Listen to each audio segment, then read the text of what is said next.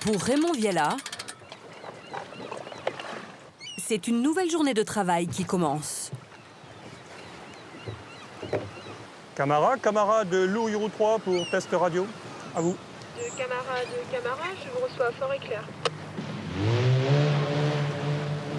Son lieu de travail, le voici.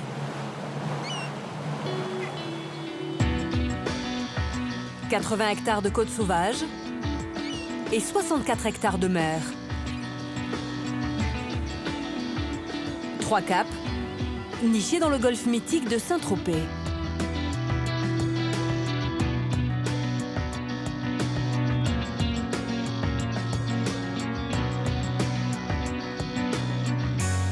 On peut localiser visuellement donc, le cap Camara qui est sur notre bâbord, le cap Taïa qui se situe sur la proue du bateau et le cap Lardier qui est donc le plus à l'est en direction des îles d'hier.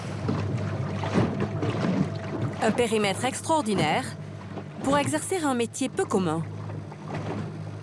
Raymond Viella est policier de l'environnement. Et aujourd'hui, sa mission, c'est de repérer les voiliers qui mouillent sur une zone protégée. Il met alors le cap à l'ouest pour trouver les eaux les plus calmes.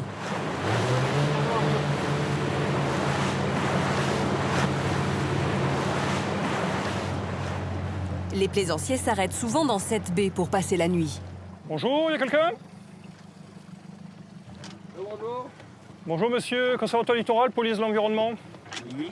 Je viens pour vous informer qu'a priori vous êtes mouillé sur l'herbier de Posidonie.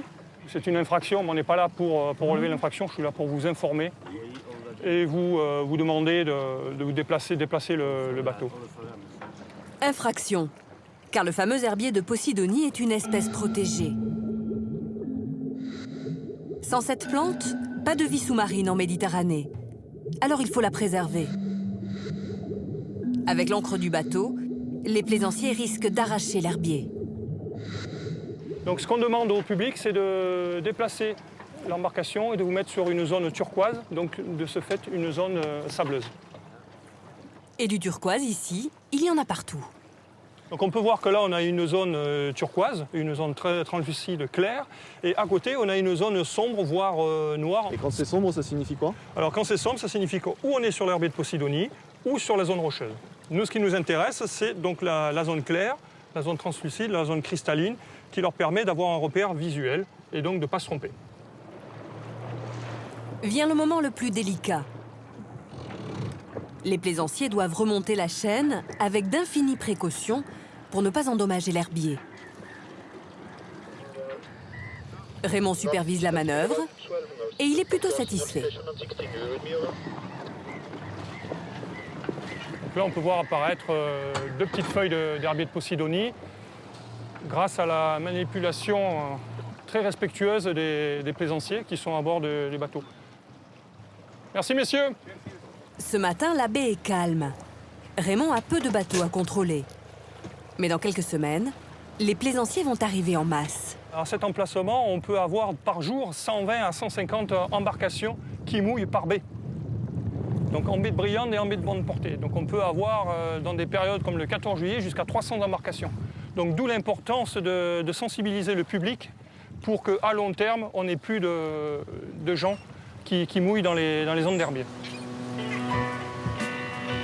Les plaisanciers quittent les zones interdites de la baie pour repartir en mer. Entre les rochers, l'herbier de Posidonie peut respirer en toute tranquillité. La première mission de Raymond est terminée, mais sa journée est pourtant loin d'être achevée. Car sur Terre, au cap Taïa, une tâche bien différente l'attend.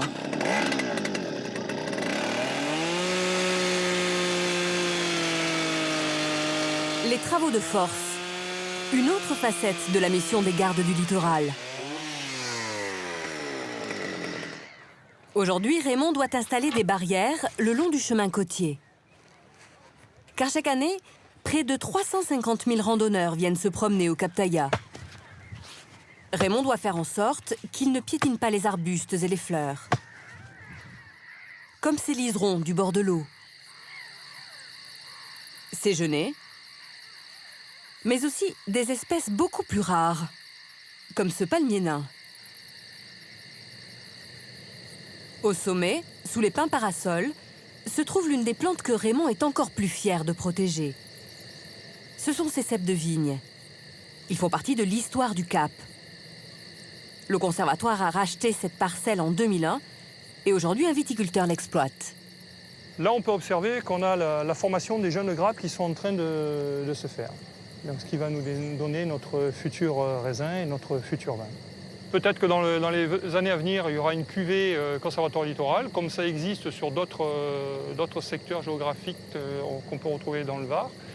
Mais pour l'instant, de ces vignes est produit du vin qui va être mis au profit de la cave coopérative de Ramatuelle.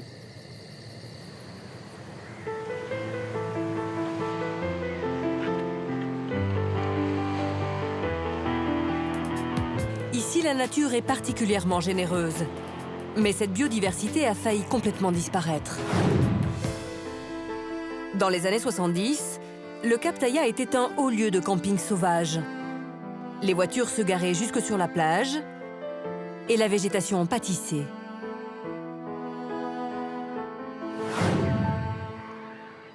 En interdisant le camping il y a 15 ans, les gardes du littoral ont sauvé les espèces menacées. Bon retour.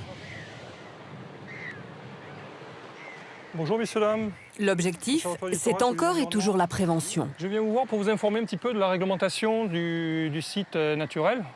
Vous vous trouvez sur les terrains du Conservatoire littoral, en l'occurrence le Captaya.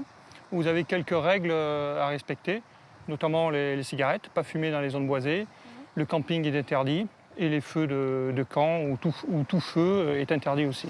Vraiment pas possible de camper même un petit peu derrière là-bas? Non. Le camping et le bivouac, le texte prévoit que c'est un délit. Et les délits en France sont punis d'une peine de prison, mais ça c'est vraiment pour des cas extrêmes, et une sanction qui peut aller jusqu'à 9 000 €. 9 000 € d'amende. Ouais. Dissuasif. Ça donne envie, un petit coin de romantisme, un peu, on comprend, mais derrière un couple isolé, si on laissait faire c'est pas un couple que nous on gère, c'est 350 000 passages chaque année, donc c'est énorme. D'accord. Il faut préserver ce beau site. Je vous laisse. Merci Ouais, beaucoup, merci en tout cas. pour tout. Profitez bien. Merci. Bonne soirée, au plaisir. Au revoir. Pour terminer sa journée de garde, Raymond a l'habitude de se rendre au sommet du Captaya. Il vérifie que personne ne passe la nuit dans la pinède. Mais c'est aussi l'occasion de profiter pleinement de ce panorama exceptionnel.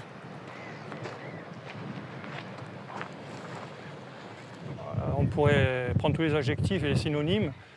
C'est un endroit qui est un havre de paix, qui permet de se ressourcer, d'être là plus ou moins seul au monde. Très peu de public, vu le sentier difficile, c'est un point de vue qui se mérite. Pour moi, ça me plaît énormément. Quand vous avez une petite mer d'Est, vous avez donc ce côté embrun qui vous remonte, c'est ce côté magique.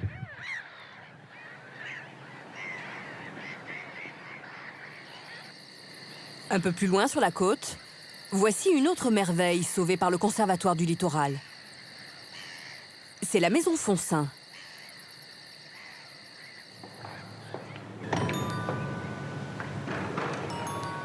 Léguée au conservatoire en 1977, elle vient d'être restaurée et devrait bientôt être ouverte au public. Il y découvrira un panorama à couper le souffle. Car défiant les vents, la maison Foncin surplombe la corniche des Morts comme un phare. Sa blancheur immaculée reflète les rayons du soleil et la rend visible à des milles nautiques. Elle est d'ailleurs inscrite sur toutes les cartes marines.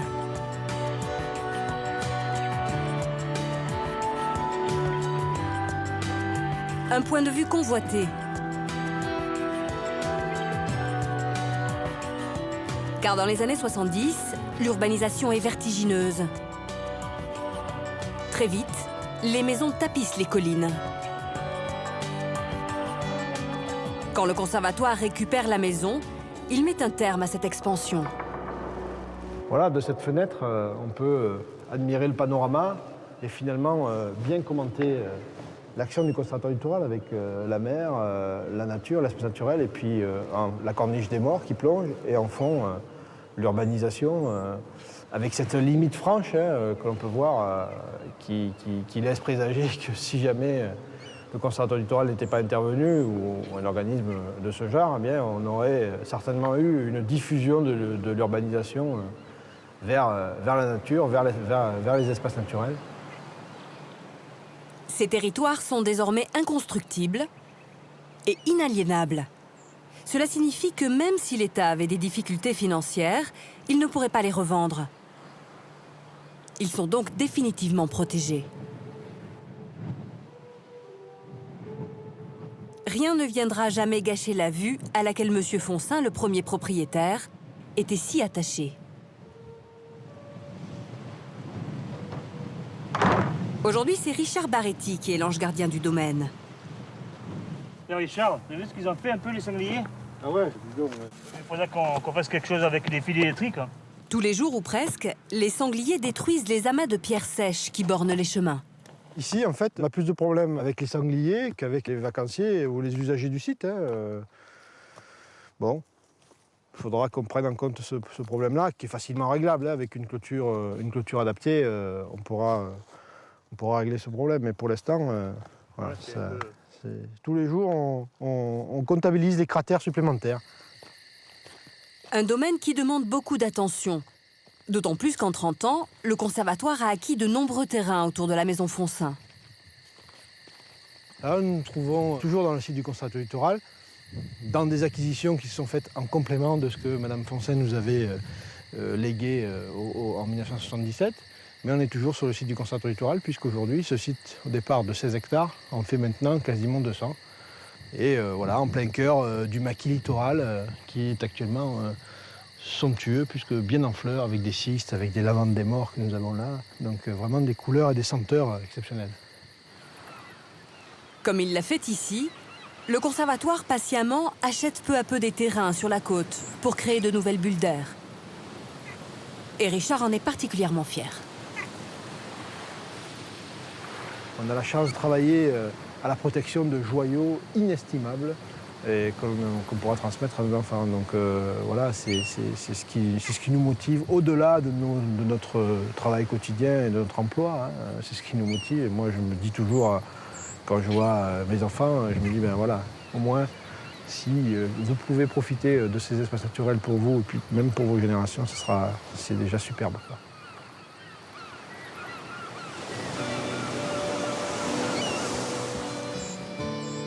Un peu plus loin, à l'ouest, le conservatoire a créé un autre domaine réservé. Un périmètre consacré aux espèces animales protégées. Nous sommes au Salin d'Hyères.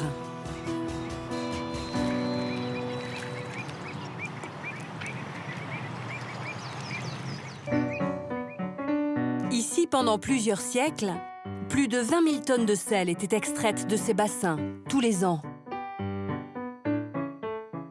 Mais dans les années 90, le site est jugé peu rentable et le propriétaire met un terme à la production.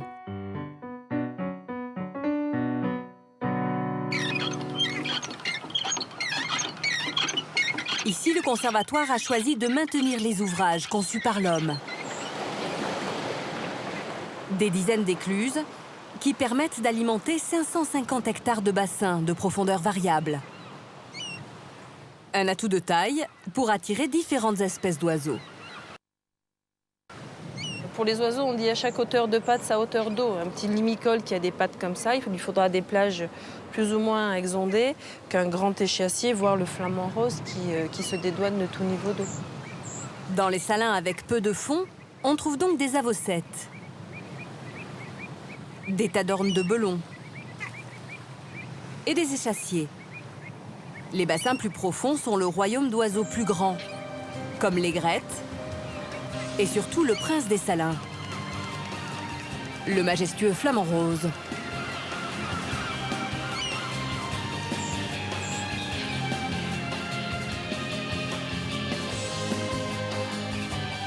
Les oiseaux s'épanouissent ici. Là, vous arrivez à voir la différence entre le mâle et la femelle, là? Alors oui, puisqu'en fait le dos du mâle est plus noir que le dos de la femelle. Ok, Donc je vois là, bien. La femelle est plutôt à droite et le mâle à D'accord. gauche. Échasse blanche. Ah, il y a des avocettes. Chaque semaine, l'équipe de Frédéric Gimond-Lantry procède à un comptage. Aujourd'hui, à l'heure du repas des Tadornes, la guide naturaliste profite de leur étrange balai pour les répertorier minutieusement.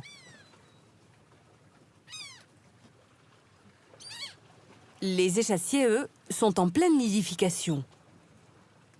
Après seulement 10 ans d'efforts pour le maintien des bassins, le bilan est déjà très positif.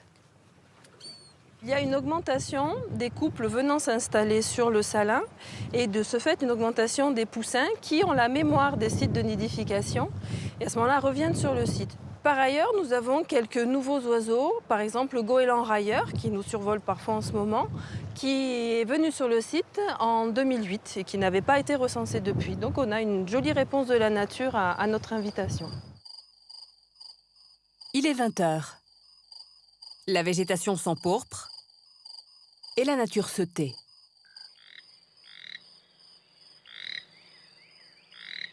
C'est le moment que Frédéric préfère.